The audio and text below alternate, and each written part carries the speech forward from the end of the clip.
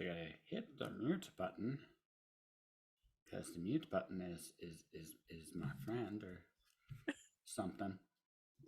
There it goes. There it goes. All right, we almost know what we're doing, ladies and gentlemen. We almost know. Twitch. Oh, I say this. Twitch and Zoom do not like each other. They're like brothers. They're like brothers that don't get along. They're like, okay, when the parent comes, okay, we'll work together. It's like, all right, fine. Meanwhile, they're elbowing each other in the ribs and punching each other in the head. That because that's the nature of siblings that don't like each other, and yes. sometimes even siblings that do like each other. It's a strange. Yes, exactly. Siblings have a strange relationship. So yeah, that's for sure. I can attest to that. You the oldest or the youngest? Or I'm middle? the oldest. There's only 2 of us. So but you're the boss? Sure. Not really. I mean, maybe a little bit when we were younger, but it was just, I don't know. We had a weird dynamic, I guess. It's okay. Yeah. Yeah, it's all good. And see, I hit the button again. Good. Button and the button. So now we won't echo over and over again. Now I can watch for comments if there's comments, because I'm supposed to be the trained professional here. Yes, you should know what you're doing by now. Should I really? Well, more than me. That might be fair. I'll give you that. I've learned in this life that the secret to this whole thing is I actually, by and large, it's not really about whether you know what you're doing or not. It's, are you willing to go and try anyway? Fair. Yes, that's true. Yeah. The rest of it actually, by and large, doesn't matter. You can know everything and not do a thing, in which case you're kind of worthless. Or you can, because what's the point? Yeah. Right? I mean, what's the point of that, right? Or you not know what you're doing, try, fail, right? And that's fine too. It's like I draw. I don't know if you've seen my drawings, but if you have seen them, yeah, I've seen a few. Yeah, I'm coming to the point I'm competent, and by that means I kind of know what I'm doing. Kind of. Sure. I'm literally right now on Instagram looking at a friend of mine's art, and I'm like, I'm not even remotely close to that. Like, not even close. Right? But that's the thing. There's levels to this. Yes, exactly. No one's perfect immediately. Oh no, I've been doing this for 3 years. I won't be perfect for eons, but that's okay. I don't have to be. What matters is I'm doing it. Like the rest of the stuff does not mean very much. It's now it's good to have some idea what you're doing. It's nice. Like, sure. I'll say it. It's nice. Yes. But you don't actually do that. Why did you tell me to play Starfield? My computer just told me, go play Starfield. I'm like, no, I don't want to play Starfield. It's a good game from what I've heard so far. See, here's the thing. So I did something I haven't done in a long time. I actually went to my storage locker today. I actually got a series to binge watch. I don't fringe. Like where for like I have. It's not, yeah, I'm not saying it's a recent cool show because I'm way too behind for that. No, I legitimately speaking, I have only watched 3 modern shows, and I might go to a 4, and that's it. What is your definition of modern? Like anything in the last couple of years. Okay. Anything. 4. That's it. That's barely 1 a year, by the way.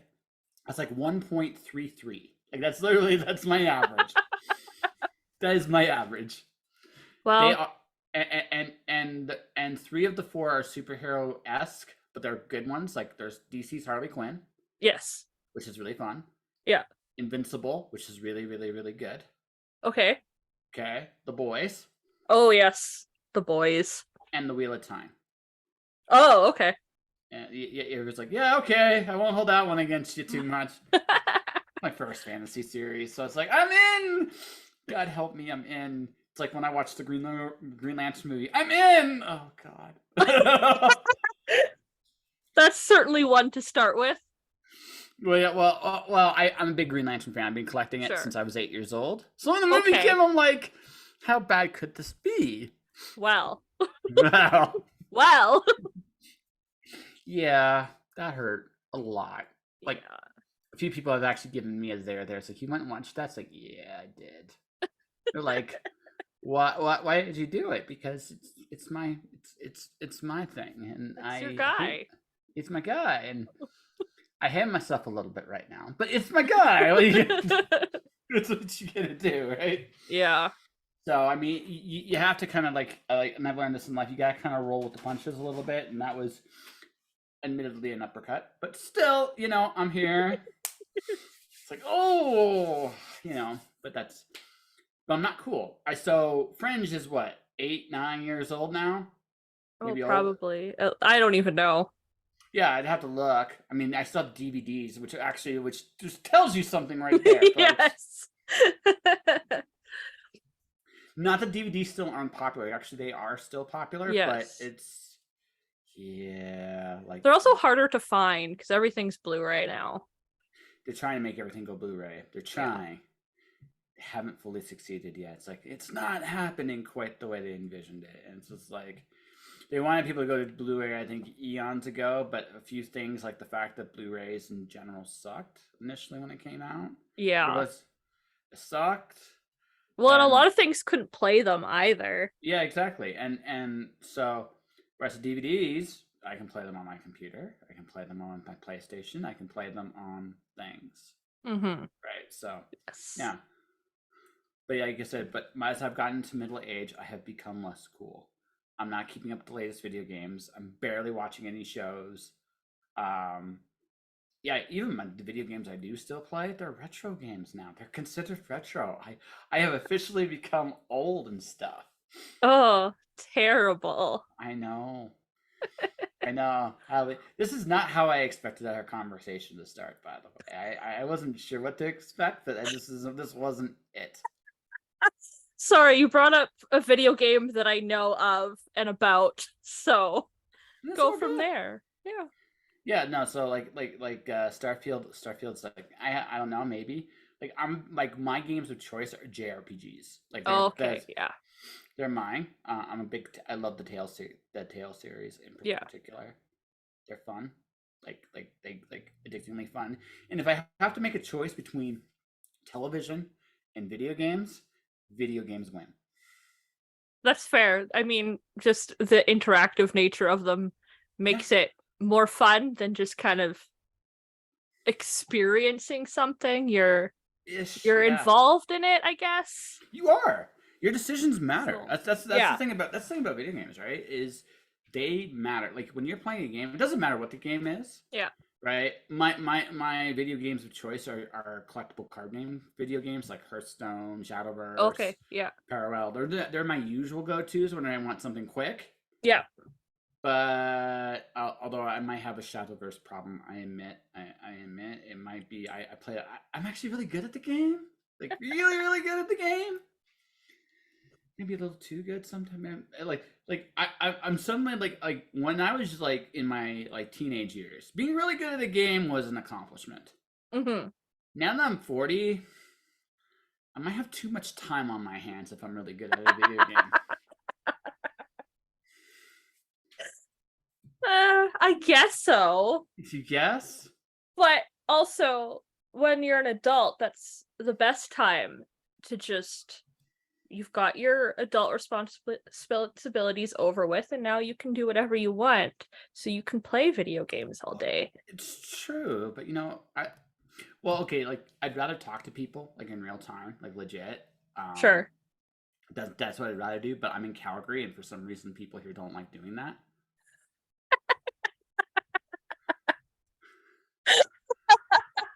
She's laughing because she knows it's true. Yeah. Yeah. Let's go hang out for a coffee. I'm busy. It's like, no, you're not. You're lying, you sack of shit. But you have to go outside to do that, and that's just so much work. Yeah, yes. I mean, oxygen is good for you, you know, Yes. and so sun. People might not like hearing this, but the sun is good for you. Walking's good for you. Yeah. There's more good reasons to go out than bad reasons. Like, I understand having a me day. Like, me day once in a while is a good thing. Me day, like, I'm literally like heading out the door of Calgary again, and it occurred to me, the vast majority of my friends, not all of them, but the vast majority of them, I've only like seen once since I've been back. Oh. In a 2-year span, that's pretty bad. That is really bad. Yeah. Oh no. Oh, see that's one of the reasons why I'm leaving, because okay, I was in San Diego for Comic-Con, right? And let's ignore the con just for a second, because the con okay. Because the con is an experience, and you're obviously going to interact with a shit ton of people while you're at the con. I got to interact with more people in San Diego in a week than here in a year. That's damning. Yeah, that's right. Quite the difference. Yeah. So I mean, people were open. They were willing to talk. They'd hang out. I literally had tacos with a complete stranger on my last day at the con. Like, my last day in the city. Let's go get tacos. Sure. Right? Why not? Exactly. Sure. And San Diego tacos too. They're amazing. They that place. Ooh, recommend. Like, grant you, I have Canadian currency. Like, you know what I mean? And so it hurt my soul a little bit to buy anything down there. Yeah. Right? Yeah. The Americans were laughing at me with a little bit of pity, and I was laughing with a little bit of despair. But that's okay. Oh, yeah, that's rough. But it was so worth it. San Diego, I'd go back there again. In fact, I'm working to get back there again. Yes, I'm so jealous. That one and Dragon Con are like the two big ones that I still want to go to someday. So I got to go with in the middle of the Hollywood strike. That was one of the most insane cons I've ever been a part of. Yeah, because there's really nothing they can. Because usually that's when they announce a whole bunch of stuff and promote a whole bunch of stuff, and they can't do that, really. I mean, some entertainment venues did that, but now to a degree, like, no, there's no way, right? You can't. So it was just a lot of people just enjoying the hobbies. I got to play Street Fighter 6. That was my first time playing Street Fighter in 10 years. Okay. It has changed quite a bit from what I remember. Some of it has. Some of it's still the same. One of my favorite fighters is Cammy. One of my favorite old combos with her still works. It's like, oh good. My God, it has poured it all the way through. The rest of it, no idea. Like, no. You could do one thing, and that's all that matters. I can do the thing, thing, not the only thing, but a thing. It's like, what's gonna happen? I'm probably gonna get my butt kicked in the tournament. That's okay. I end up not going into the tournament because of the fact that my phone's in from Canada, so I couldn't register properly. And two, it's all good. Look, I ended up talking to some really cool creatives like the whole time I was there, so I got to hang out with and do all kinds of like stuff for the travel version of the show, which is where the show is heading into. I know 1003 is a scary ass number. Like that's where I'm at, like with this episode. But I mean that's where we're at, and you know, it was fun, and I can't wait to do this on the road on a regular basis. So that's basically the goal now, is to start doing those things, getting ready to go to the road, and once I'm on the road, like meet and interact with people and go on adventures. I'm middle-aged and crazy. I might as well have some fun. Yeah, I mean, especially when you're doing something that you can kind of do from anywhere. Yeah, exactly. Why not? Exactly. That's the thing. I'm dual citizen too, which means I can work in both countries. Oh, well, that's handy. Yeah. So that's why I told everybody it wasn't very likely I was coming back to When Worlds Collide next year. There's a really good chance I wasn't going to be there. Yeah, fair. Right? But it's okay. I had fun, and I got to meet you, and I got to meet. I had Ashley on the show yesterday, which was fun. Oh, okay. Yeah, I was wondering if you had anybody else on yet. You're the second. You're the second of the Okay. four. You're the second of Okay. the four. The third of the four is tomorrow. Actually, not tomorrow. Friday. Okay, I was like, you really packed us in there. Actually, it worked out. Like, I didn't think I was gonna get Ashley until October. Like, she's Right. like, right, and but she's like, hey, I'm free this week. Okay, I have a spot right here. She's like, that is cool. So, Well, that's good. yeah, so I get to have all four of you on this week. So, we probably should talk about who you are somewhere in this, shouldn't we? Maybe it's been how long already? We've talked. I'm some stranger. That's okay. So this is just some stranger, everybody. No. Yes. That's right. So, this is okay. I'm gonna screw this up. I already know I'm gonna screw it. Jacqueline. Okay. Jacqueline Duczek. Duczek, yeah. You're pretty close. Yes. I almost remembered fully. Trained motherfucking professional right here, ladies and gentlemen. Yeah, it's a Polish last name. I don't know. It's my husband's last name, so it's a Czech name. It's definitely from the Czech. Yes. Like whether it's Polish, whether it's Russian or Chechen or Slovakian, something. Yeah. It's one of those, right? Yes. Wherever your husband is from, that's where it is. Yes. Mine is Maltese.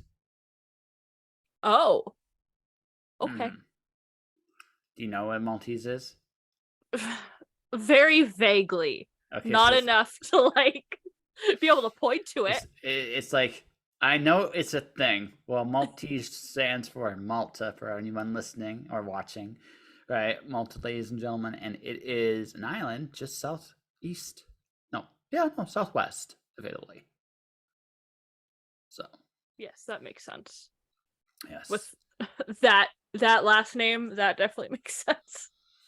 Yeah, somewhere in my ancestry, I'm sure an Italian snuck over to the Mediterranean, across the Mediterranean, and up on the island. He's like, hey, and met somebody and fall in love, and generations later, here I am. So, the simplified story, right? Yeah, exactly. I think that's pretty much everyone's simplified story. People fell in love, and now here I am. That's right. People fell in love, we think, or got really drunk. We're not sure which. Who knows? That's right. I'm hoping the fall in love thing, but yeah. The especially in today's day and age, and especially with what I've seen, it's like, I don't know. It's like maybe sometimes we just had a really, really interesting idea what we were supposed to do, and it seemed like a really good idea at the time, and then when it was over, it was like, I don't know if I did the right thing here. But here we are. Yeah. Sure. But sure, why not? Man, so let's see. I mean, you're really easygoing. I mean, you've put up with my humor for like 20 minutes already. So I mean, that's I was pretty much like this when I was at When Worlds Collide, right? So yeah, pretty much the same guy. So yes. So Jacqueline, tell us. Yes. Do the brief intro about yourself. Who are you and why are you awesome? Oh, goodness gracious! Wow, that's a lot of pressure. Okay, I'm a freelance copy editor, proofreader, beta reader for romance novels. And I also have a biology degree that is tangentially related to my day job. And I don't know. What am I awesome? See, here's the thing. If I say, why are you terrible? You'd be like, fuck you. All right, and then you just tell your intro, right? Yes. Right, sure. right. Like, asshole. And then do the intro, and you'd be like, okay. But only I build you up. I give you like a little bit of a build. Suddenly it's like, oh my God, I don't know what to do for myself. This is actually nice. Yeah. What am I? Who am I? I don't know. I think, why am I awesome? That is such a weird question to answer. I don't think a lot of people think about that a lot. So I can give you some easy. I can throw you some softballs answers for that. Sure. Well, you might just go based just on the fact that you're essentially you're the only Jacqueline Duczek. Oh God, I said that right. No. Right. Duczek. Duczek. Okay, there you go. Duczek. I knew it. I said it wrong. You're the only Jacqueline. You're the only Jacqueline Duczek. You're one of a kind. You're only going to be here once. Sure. So in that perspective by itself, that makes you unique, and what the life as you know it as you experience it only happens through you once. That's true. So that's actually some of my favorite writing advice is like, yeah, someone else may have done it before, but you haven't done it. And your version, even if you start with the exact same idea as someone else, the way that you write it and the way that you experience life is going to change the story. Absolutely. No, that's the truth. That is the whole truth. So like that alone, like that's I call it the softball answer because it doesn't it avoids the specifics. Sure. But respect that everybody is, we only come once. Yeah. That in itself is a precious thing. Now people don't always think about it in those terms. Sure, yeah. But they should.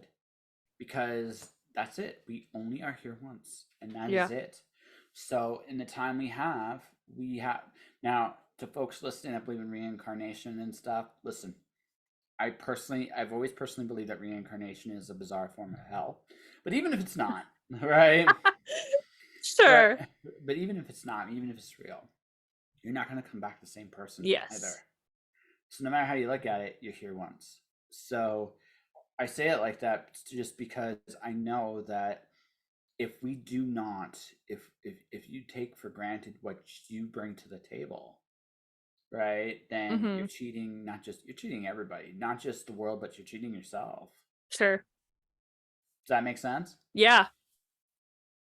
Okay. I'm really great with like grammar and spelling and that kind of stuff. Like, sure.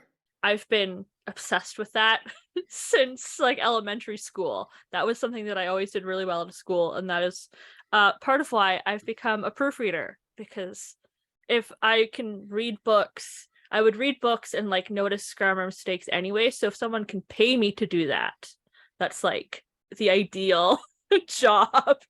Pay me to read books and find grammar mistakes. Perfect. It's a doable thing. I've been paid for that job myself. Yeah. It's nice.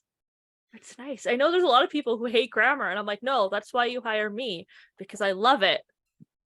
And you don't have to worry about it. Well, yeah, I mean that's them, like, know what your strengths are as an editor. Like Ashley is a full like manuscript editor, copy edits and all that stuff. You're like, screw all that noise. I don't know, right? I'm gonna figure out your punctuation because you probably have screwed this up somewhere. Yes, I know a lot of people don't like commas for good reason. There's a lot of weird rules around commas, but I don't know. There's a lot of grammar rules that I just kind of know instinctively. I couldn't tell you why it's wrong, but I can be like, no, this is how it's supposed to be. So that's really helpful. So you're wired for English. That in itself makes you special, because English makes no sense whatsoever. It doesn't. It's 10 languages in a trench coat. And that's being nice. That's actually a nice description. Yeah, how do I put this? I've learned that like we all have our gifts, right? And like my gift is I have an incredibly big mouth. I'm really good at it. Yeah. No, that's such a good thing for a podcast host. Well, I mean, it's required to be a podcast host or radio, like in radio at all. Like you have to be able to like look at somebody and go, let's have a conversation. In your case, it was just like, well, it's easy to have a conversation with you because you're like, I'm down with whatever. Let's just do this. Like, let's just fucking do this. And you're like, okay. And those are the best conversations, right? 'Cause you can figure stuff out. Like we talked about. We talked about the value. Quietly, we've already talked about everything from video games to self-worth inside of 20 minutes. Isn't that like that's a range, let me tell you. Yes, absolutely. Right? That's just 20 minutes in. We got at least another 40 or so to go before it's all said and done. But no, I mean that's the whole thing. Like I'm really good at bringing out conversations and figuring things out about people. And you're like, okay, you're like, you do that. I will figure out the nuts and bolts of this work in terms of the proper language. Yes. And honestly, it's a skill. Like not everybody. I know people who desperately need it. Yes. Yeah. Well, and it's one of those things that it's like, if the book can be the most interesting book that has ever been written, but if I can't get past like the grammar and the spelling, I can't, like, I won't read it. And I know that's the same for a lot of people. So it's just like, just make sure the grammar's okay so that your story can shine and so that people can actually enjoy it without struggling to figure out what you're trying to say to them. It actually reminds me. So I couldn't find it. I was going to actually read this. I legitimately had this idea way back when I was 8 years old and I wrote the story. Yeah. Okay, so I had this really brilliant idea. What if I wrote the dialogue for this was a story about dolphins trying to save the world kind of thing. I found this really strange. I had an environmentalist kick back when I was 7, 8 years old, but I had this really brilliant idea. Yeah. Hey, dolphins talks and clicks and whistles. So what if my dialogue was just clicks and whistles? Like inside, like here you can already see where that's gonna go. It seemed brilliant. Like it's like, this is a cool idea. Then I just realized that, once I did all that, it's like, no, I can't. Actually, that doesn't work. Yeah, no one knows what's happening. No one knows. So I had this idea. So this is what I actually had this idea. Yeah. So get like a recording of dolphins talking and do like epic kung fu translations. That would be very funny. That would be amazing. Yeah, get someone to do like epic, like we have this long like dolphin dialogue going on in the background. Yeah. And have a guy listen, and just say whatever comes to mind. It doesn't even have to make sense with the story. In fact, it might even be better if it doesn't. Oh my god, that would be funny. See, there's very funny. See, you can be bad. Like here's the other thing too. You can actually be terrible. Like you can screw it all up. Yeah. The trick is, can you do it in a way that actually makes sense with what's going on in the story? Sure. One of my favorite comic books of all time is a comic called Axe Cop. Okay. So I've never heard of that one. Okay, it's a world-class artist, Kid Brother. Kid Brother comes up with story, world-class artist puts it together. That's awesome. It's amazing. It makes no sense sometimes, but you don't care. You just don't care. Yeah. You're like, I don't need this to work perfectly. In fact, it's better that it doesn't. Yes. And Axe Cop is amazing. Okay, now I feel like I have to look that up. You'll look it up and you'll be like, this is the stupidest thing ever. I heart you. I heart you so much. I'm into like the stupidest thing ever, and if it's on purpose and fun, infinite patience for it. Yeah. It's when it's not on purpose. Sure. Right? Like, okay, I'll admit it. I'm one of like 5 people that like the Matrix sequels. 5. It's a small group of us, but there's like 5 of us. I don't think most people actually shit on the second movie too much. It's not great, but it's not terrible. But the third movie, you laugh when you're not supposed to. Like you just genuinely laugh. Yeah. When you're not, like, you just realize like, okay, someone needed to go to the script writers and go, okay, this is hot trash. You need to make this a little different. Like, what are you trying to get across here? Because this is, it's like, right, the one that made me laugh that shouldn't have made me laugh was when Agent Smith threw the cookies against the wall. And when he did that, it was just like, because he's trying to be like this intimidating, scary. Yeah. Except he wasn't intimidating or scary. He was comically bad, like almost mustache twirling, comically bad. And which is why I love I actually enjoy the final fight. I get the whole idea behind it, why what they were trying to go for at least. But I can also say as unbiased as possible, this isn't good. Like this isn't like, I like the idea of it and I get it. I can enjoy the ride for what it is. But if you got taken out of it by some of the dialogue choices and some of the other decisions here, I can't blame you. Like, I just can't. Yeah, sure. Right. Like some like, we all have that bad movie like that we know is terrible deep down. Yeah. But we're like, I like it. Right. I like yes. it. For a lot of people, that's some variation of the Star Wars saga. Yeah. Right. Yeah. Like, you know, like, I know there are people who will defend Rise of the Skywalker, and I'm not sure why. Yeah. I'm not sure why. I don't think there is a defense. That first hour, especially, is a train wreck, right? I can respect people that are defending The Last Jedi. I can understand. Yeah. I understand that one. At least they like that one. Tried something, which I think was really cool. You know. Attack of the Clones, and by the way, I'm not including any of the cartoon series or any of the any of stuff, because like the Clone Wars cartoon is one of the best things I've ever seen, right, for Star Wars. But the Clone Wars movie, much like the Matrix Revolutions, had dialogue that made me like you're a romance, like you need romance. And I say this with the utmost respect, because honestly, romance writing is actually a lot harder than people give it credit for. Oh yes, right. But so when you listen to, because like joy, love and joy, like you have to have like a I love Alana Andrews, for example. Like Alana Andrews, like the husband and wife team, they do a really good job with the couple stuff, because Karan sounds like a guy. Like Kate sounds like a guy. Dude, the husband, she sounds like a wife. That they've known each other a long time.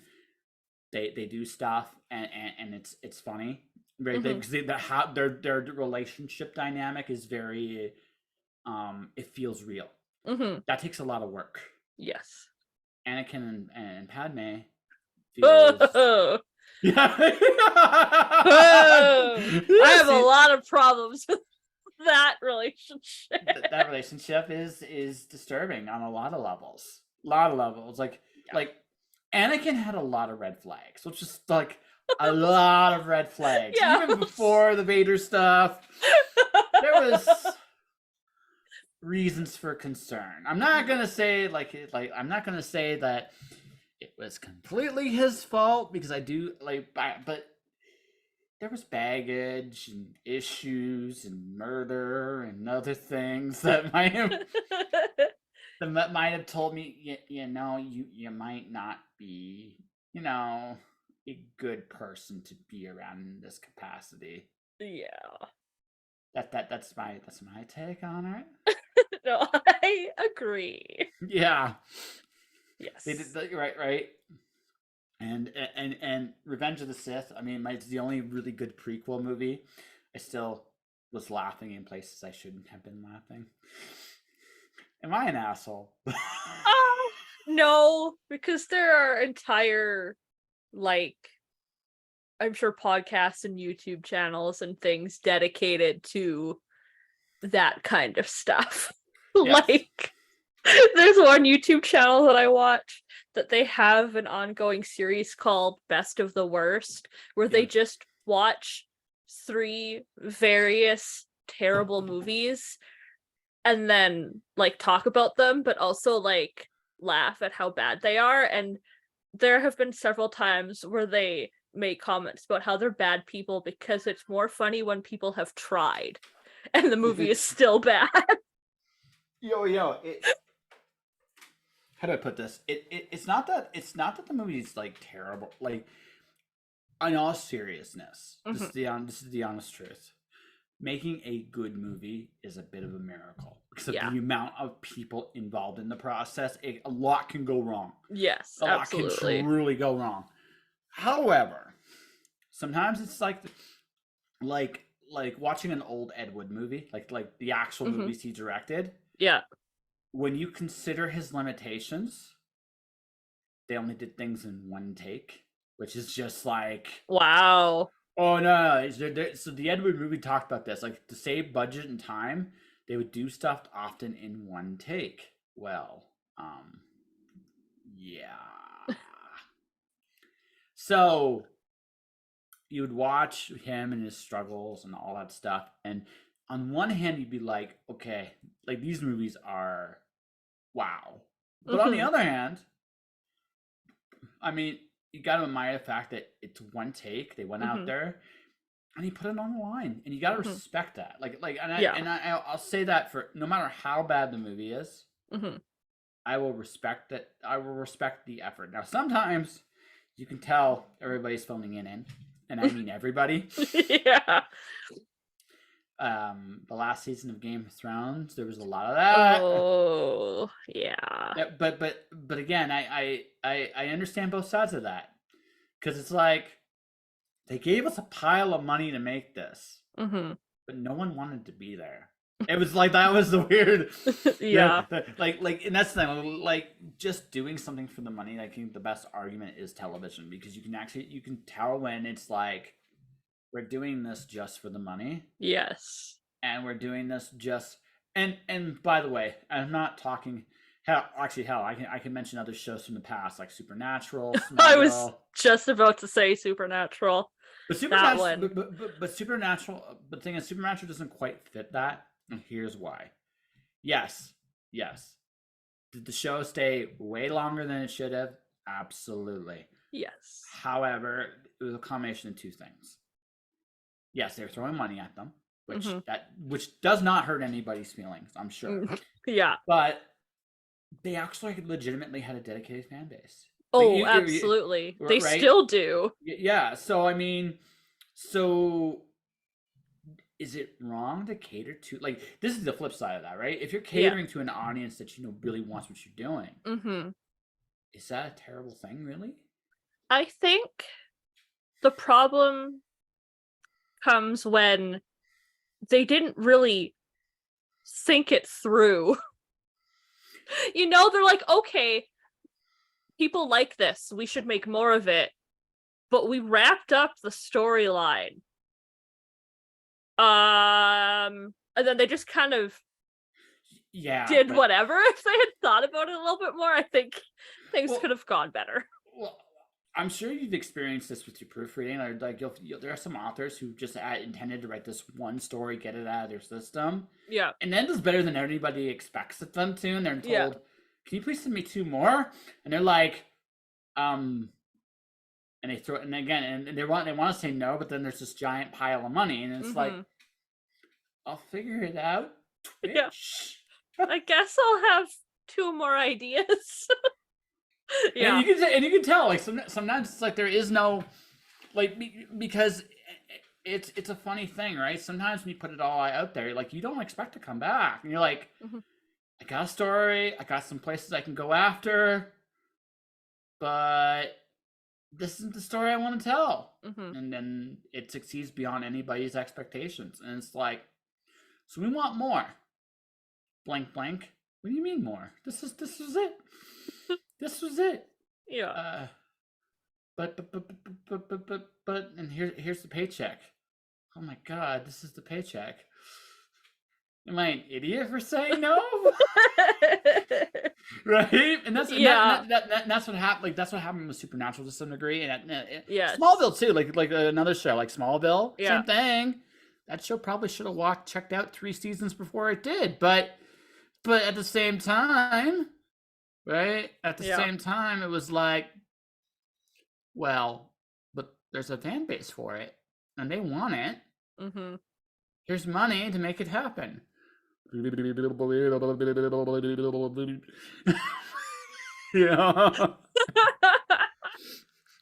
That's how it works, though, right? Yeah. So, I mean, you can't you can't fault anybody for taking advantage of what's there. Yeah. Yeah, you wish maybe they would have had some more planning, but if you'd asked them honestly, did you still expect to be here 15 years later to the Supernatural cast? We'd be like, well, no.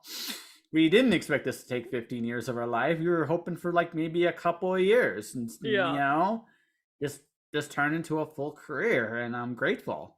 And if the last 3 seasons didn't make much sense compared to everything else, well, fuck it. That's okay.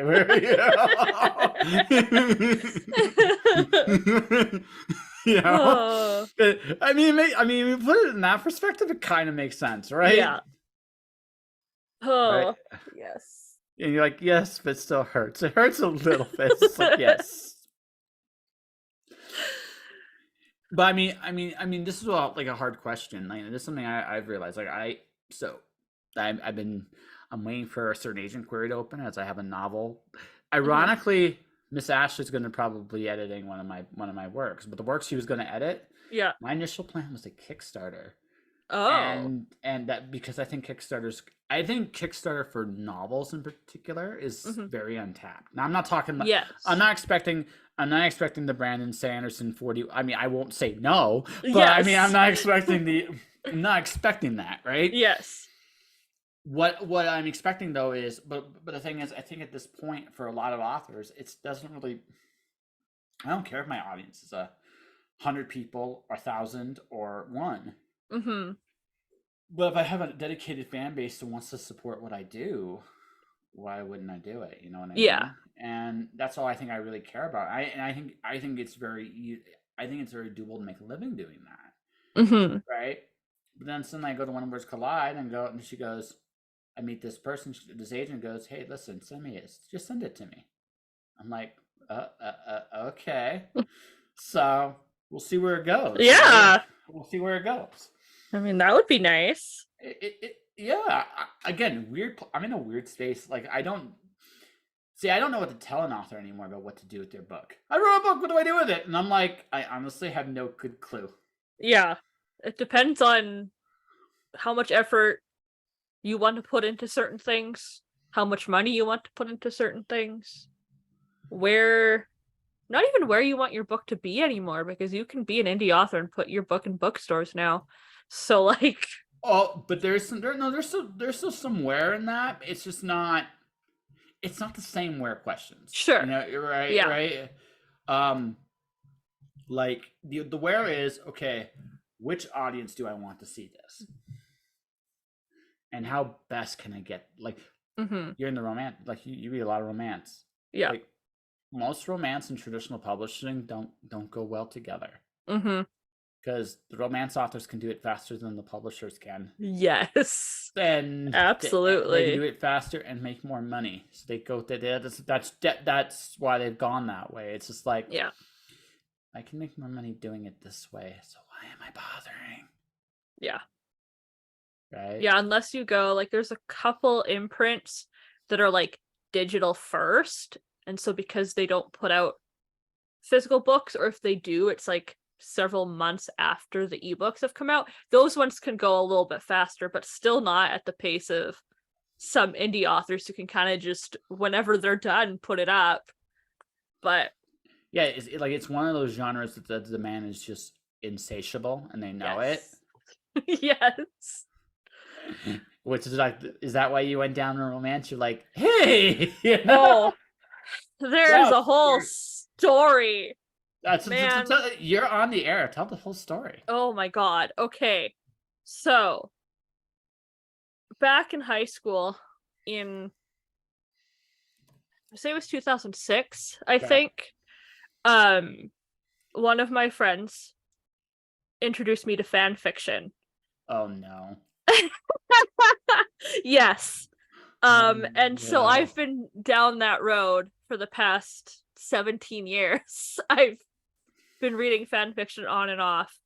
And when I first wanted to write, I mean, I've been wanting to write for a very long time, but when I was first like seriously thinking about like what kind of book would I write, I read a lot of urban fantasy at that time, and I was like, well, I like reading it, but I'm not a huge fan of like coming up with the world part. I just feel like I don't have a unique take on vampires or werewolves or whatever. So what else is there for me to do? And I was really stuck for a really long time. And then at one point I was just like, I read so much fan fiction, and like 98% of it is romantic. Why don't I try romance novels? And I just like, for whatever reason, it had just like never occurred to me that that was an option. So then I started reading romance novels, and I want to say it wasn't until like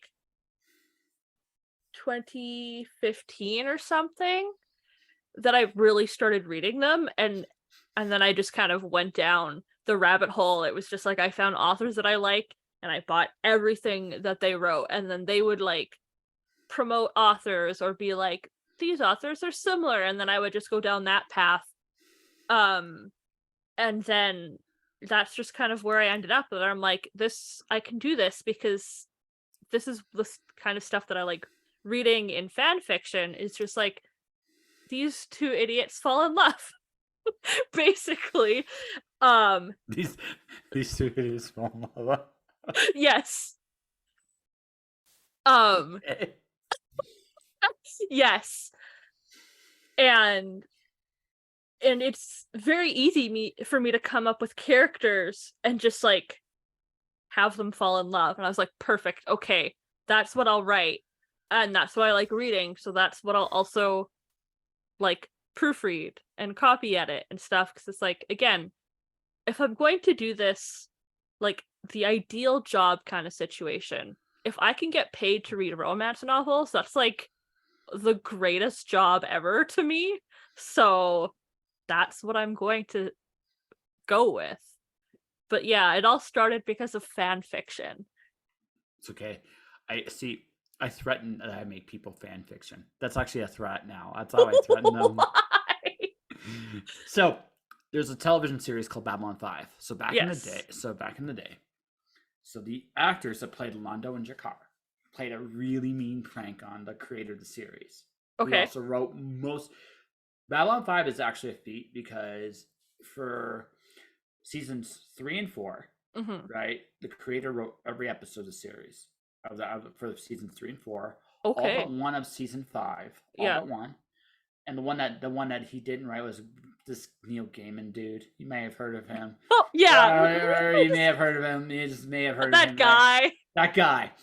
So that guy. And then season 2, I mean, it was a bit more space. We still wrote he wrote the majority of them for seasons 2 and 1. So out of 110 episodes, I think he wrote something like 90 of them, which is something like, that's insane, right? Yeah. So anyway, they play a really mean prank on him, so he decided to write a bonus script. Okay. Which is the Jakar and Londo sex scene. He made one of them a woman. And I realized, like, once I heard this, like, this is the most.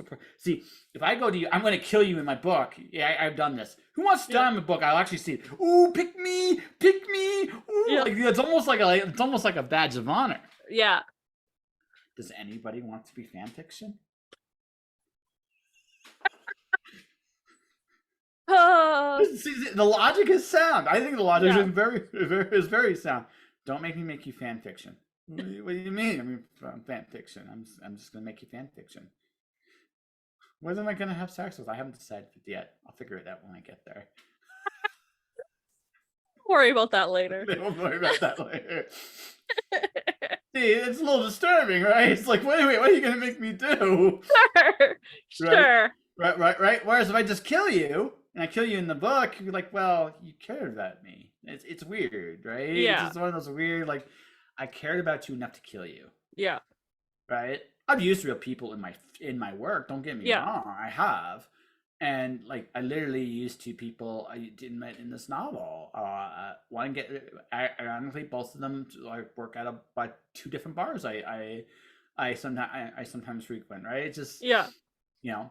And one case, like, I know it made her laugh. The other one, I never got a chance to deliver the part of the story where she was in. But I mean, I've used real people. I'll just throw it in there, and just for shits and giggles and for fun, because why not? Yeah. And honestly, like, again, it's flattering to be put into a book. Right? Genuinely, it's flattering. Yes. Fan fiction? No one's flattered by that. It's like, thanks. Like, what did you make me do? Like, what didn't I make you do? I mean, I have to. It is my job to clarify that not all fan fiction is horny, but yes, I understand. Most of it is. A lot of it is. A lot of it is. Most of it is. I'm not gonna say all,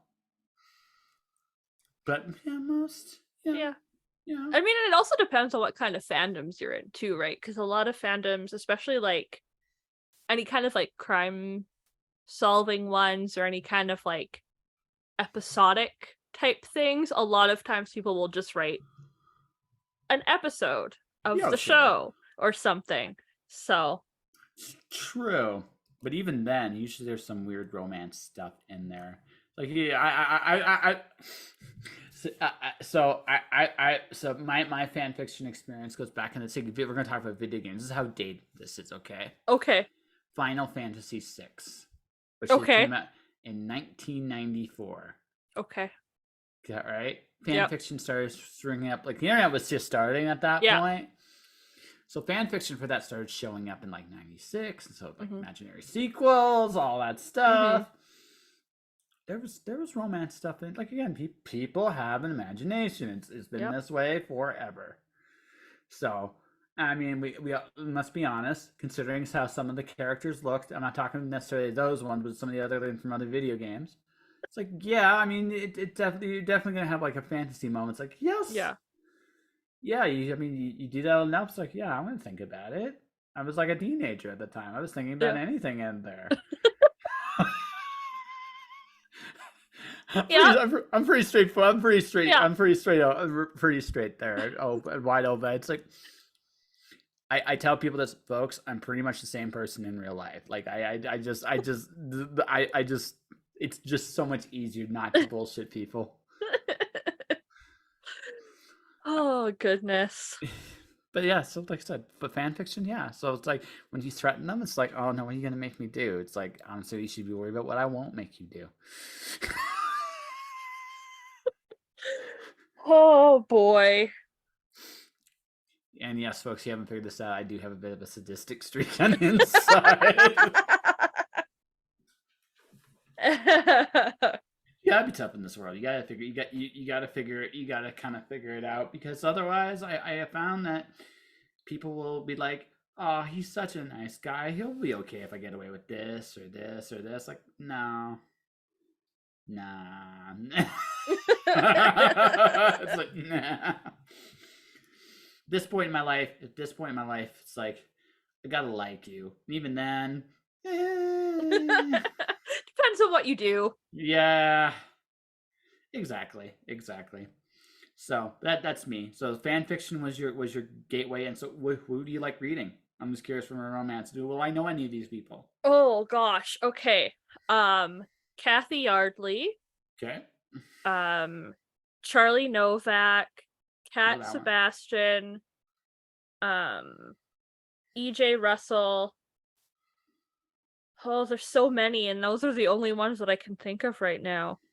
I feel like I'd have to go back into my Kindle and be like, who am I reading? So I got a romance book from a buddy named Brian Feehan, Christine Feehan's son. I met him at San Diego Comic-Con. Okay. So that interview is going to be going up hopefully in a couple weeks. Yeah. Yeah, I interviewed him. I again, cool thing about the con, big names are there. I actually, it was weird. It was really, really weird. I've hit a weird point in my fandom career that I'm interested in getting to know people personally. Yeah. But I'm not starstruck anymore. Is that weird? I think that's a good thing though, because then it's easier to treat them like people. Yep. Which they are, but oh yeah, no, it's been interesting because I've spent the majority of my career talking to people on all these different levels of it. Now it's like, nope, I just look at everybody. I just treat you all the same. It's easier that way. But obviously, if you treat me good, I'll treat you good too. It's like, no, treat people the way you want to be treated. I find that goes a lot bigger and longer than other things. I mean, I remember when Fonda Lee, I actually got to talk to her a little bit. Yeah. Ended up talking about Teenage Mutant Ninja Turtles and Batman. Amazing. Yeah. Yeah. She's a big Teenage Mutant Ninja Turtles fan. I actually introduced, So they did a Batman Teenage Mutant Ninja Turtles comic book crossover. Of I'm course. right, but I'm the one that showed her. Wait, they did. She actually went to me on Twitter. Wait, they did a crossover and linked her to the books. I'm an enabler too. That's great. That's right. I'm peddling books to people all over the world. They'll like this, and you'll be like, "Ooh, the stuff."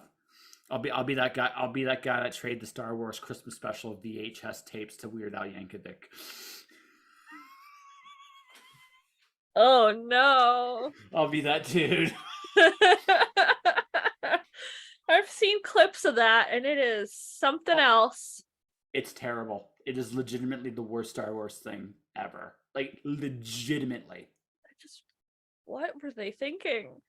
They weren't. That they need to make more money. That's what they were thinking. Well, no, they were thinking, yeah, we'll just slap Star Wars on it and people will watch it.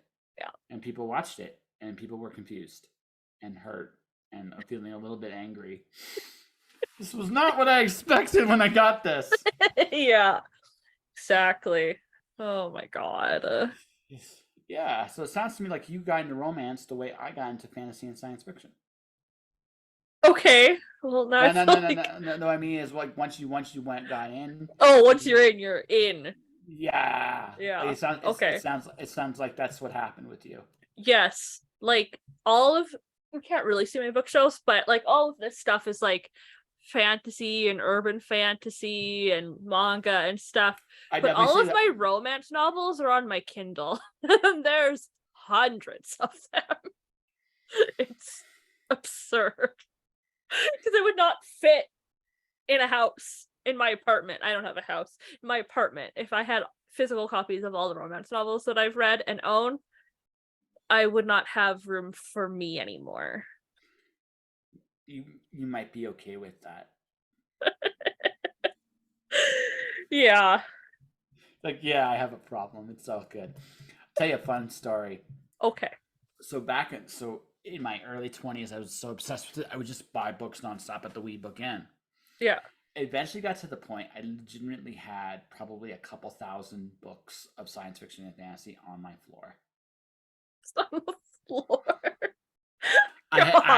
No, like literally, it was I was so OCD about it. I even had a reading order, like a legitimate reading order to all of the books. Yep. I had a problem, and then when I had to move and sell a good chunk of the books, we again just took them all back. It was weird. Like right before I disappeared, I left Calgary the first time. I went into the Wee Book Inn. All I saw, like every book in science fiction and fantasy was mine at one point. It like legitimately was mine. And I looked at that and I just said, "Okay, I had too many books." Now I've shrunk my collection down again. Because it's again, as I've gotten older, it's like I want to feel stuff with the things I'm investing my time in. Sure. And that means like the excesses. If I'm buying a book, I intend to read the book. Sure.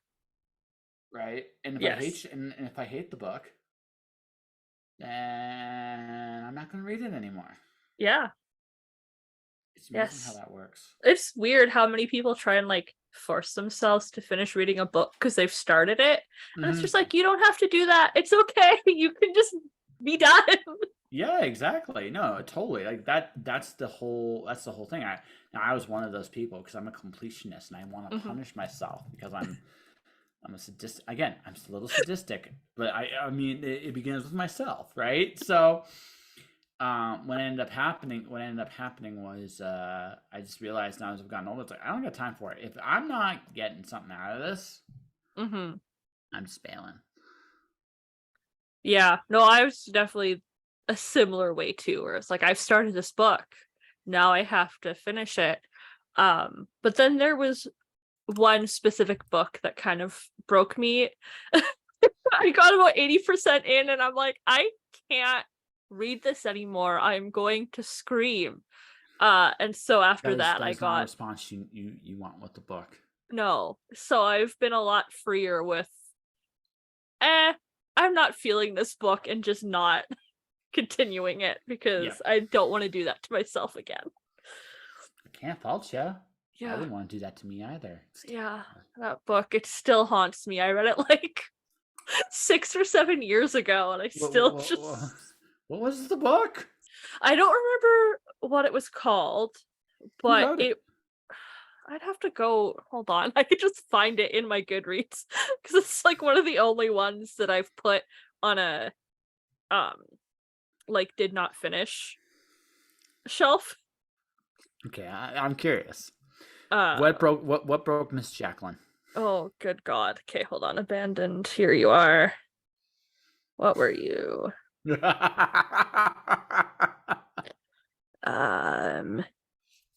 It was. I I doubt she'll find this, but I still kind of feel bad saying it. But it's The Substitute by Denise Grover Swank. Basically, the very brief premise of this book was that this woman is going to her own wedding, but she has broken up with her fiance, but hasn't told her family. But her family's also never met her fiance, so when she meets a random man on an airplane, she decides to coerce him into being her fake fiance. This sounds terrible already. But to make it worse, he also is secretly trying to investigate her father and bring him down for destroying his family's company. Which, whatever, it's a very tropey kind of thing. A lot of romances like that. And I was fine with it, even with the fact that the wedding was like in 7 days. And I'm like, how are you planning on getting out of this? Like, are you just going to marry each other, or are you going to admit that he's not your fiance? But it's simple. That they're going to admit that they were meant to be together forever. Yes, obviously, yeah. Of course. Yeah. But one of the bride's friends finds out that the fake fiance is just sticking around to like bring the bride's father down. And she's going to tell the bride to be like, hey, you may be falling for this guy, but he's actually a piece of shit. Don't marry him, kind of thing. Oh no. The groom or the fake fiance finds out about this. He runs to the rehearsal dinner and he's like, don't talk to her, let me talk to her. Like, he like busts in and like drags the bride away, being like, please, I need to talk to you, it's super important, like, don't talk to your friend, let me talk to you first. Which, okay, it would, like, she's more likely to forgive him if she hears it from him as opposed to her friend. Except what makes me really mad is he gets her away. She's like, okay, what is this thing? They go to a hill or something that she used to like watch the stars at or something, and then they have sex. And then he goes, you know what? I don't actually need to tell you. We'll just see how it goes. And I was just like, are you kidding me right now? I was so mad. I was like, I mean, because that's going to be the setup for the black moment. And I hate when the black moment is easily avoidable. And this was easily avoidable. He just had to tell her what he was planning on telling her. But instead, he had sex with her. And I was just like, okay. So for me, see, I was waiting for the really tropish, but I can change him because that was that might be what happens after, but I didn't get that far because I was too mad. No, I don't blame them. Like, this was actually worse than that. Although it would compound if that was her attitude afterwards. Yes. I can change him. I'll be like, no, you can't, honey. You need to walk away. Walk away from this. Just walk away. It's all good. Right? Not that I know this. But just walk away. Walk away. Yeah. This is bad. But then there would be a romance story. There would be like, has to be a real life story. Like, yes. Hey, you need to grow up. Yes. That's why good romance is hard, folks, because it's so easy to fall into the trap of actually. See, the worst romance stories in the world are soap operas. Oh, yes. I mean, I don't watch them, but Oh, you oh no, know. no, okay, come on. Look, I'm gonna openly confess. When I was like 10 years old, my grandmother's favorite show was Young and the Restless. I think everyone's grandma's favorite show was The Young and the Restless.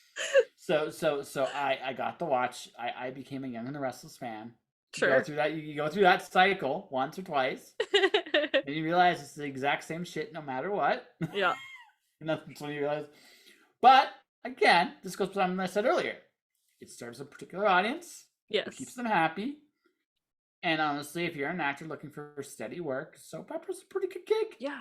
Like there's thousands of episodes. Been going on for decades. Like if you can get on something like that, you're golden. Yeah. You can make a living. Like I mean, grant you may never be the Emmy award-winning actor you've always dreamed of being, but on the other hand, you're getting paid and people like you, right? And you're respected in your community. Mm-hmm. That's all we all. I think any artist, when you really get right down to it, that's all an artist wants. Find a Mm-hmm. community that accepts them for what they do. Yeah. So Yeah.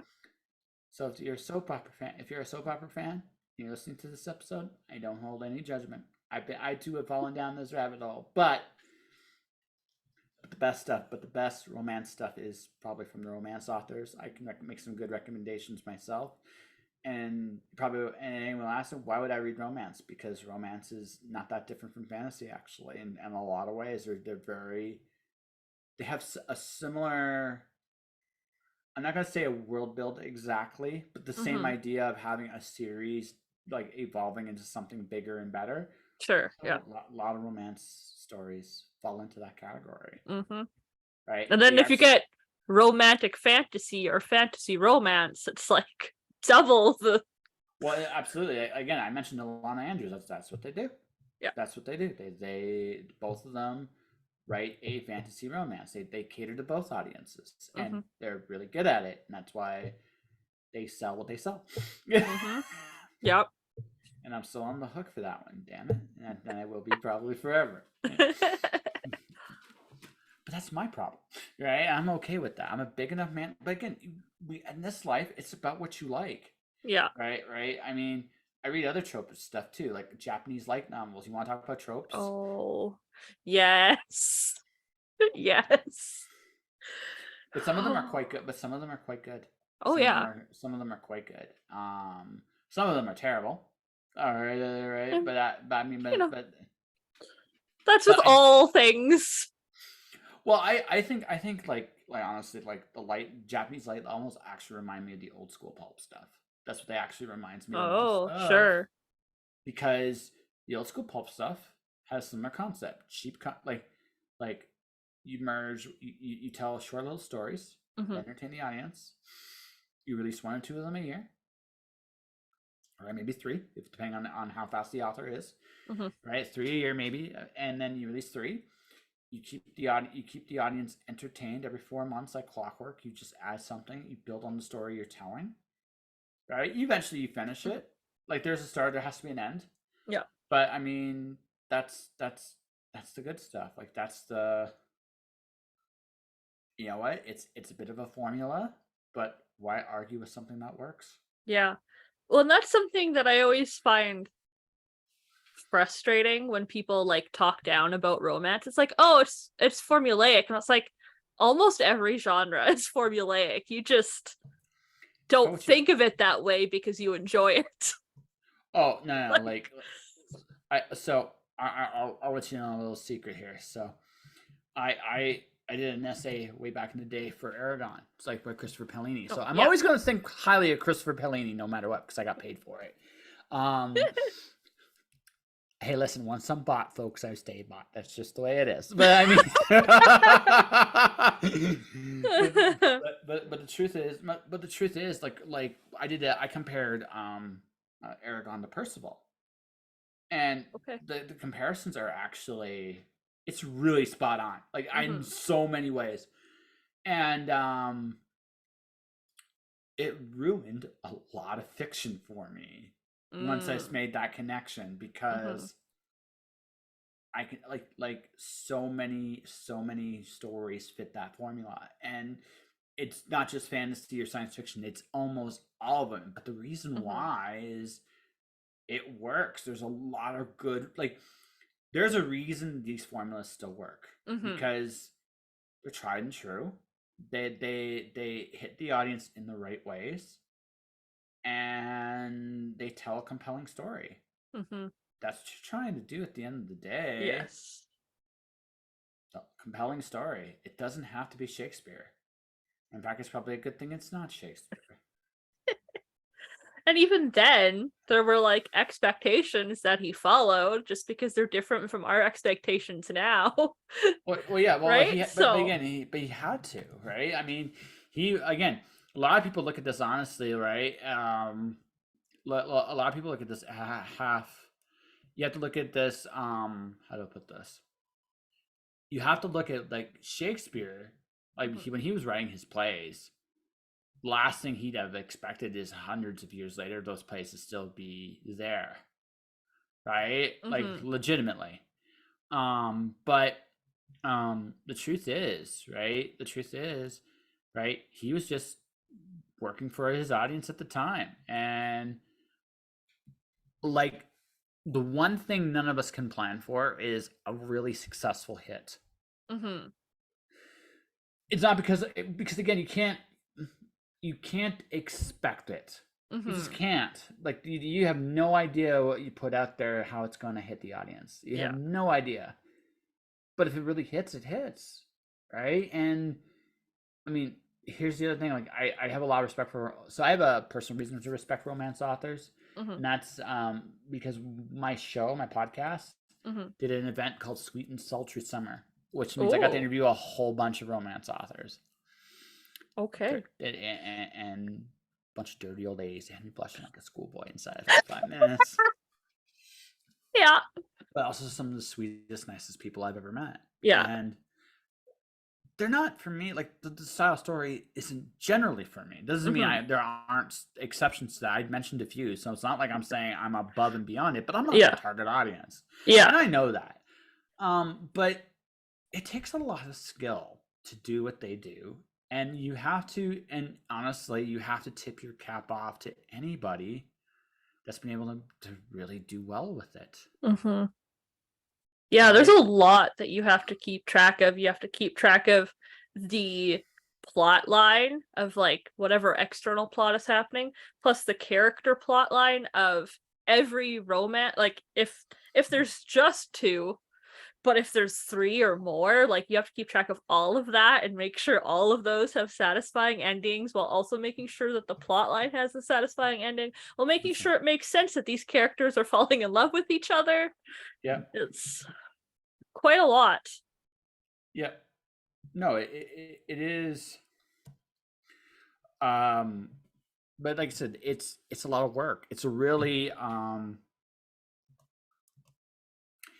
to say, like I said, a lot of people have a lot of preconceived notions about it, but I actually would go so far as to say it genre wise, everything requires a certain degree of work. Yes. But it's amazing to me that the most successful genre of them all, by a mile, I might actually say, gets the least amount of respect. Yes. And I would dare say that the biggest reason traditional publishing, part of the reason traditional publishing is on the boat it's at, might be that lack of respect. Yes. I'm gonna say, absolutely, honestly, like, because these numbers are probably old at this point. I think the last time I heard this was 2018 or something, but romance novels accounted for 80% of the books sold in the entire world. Yes. But romance authors are never the ones that publishers give the money to. They're like mid-list at best. So yeah. It's like, no, it's just like that's where it is, right? And like there are exceptions, like Stephen King, Brandon Sanderson, like J.K. Rowling, like whatever you might think of her. Numbers don't lie, folks, right? Yes. Yeah.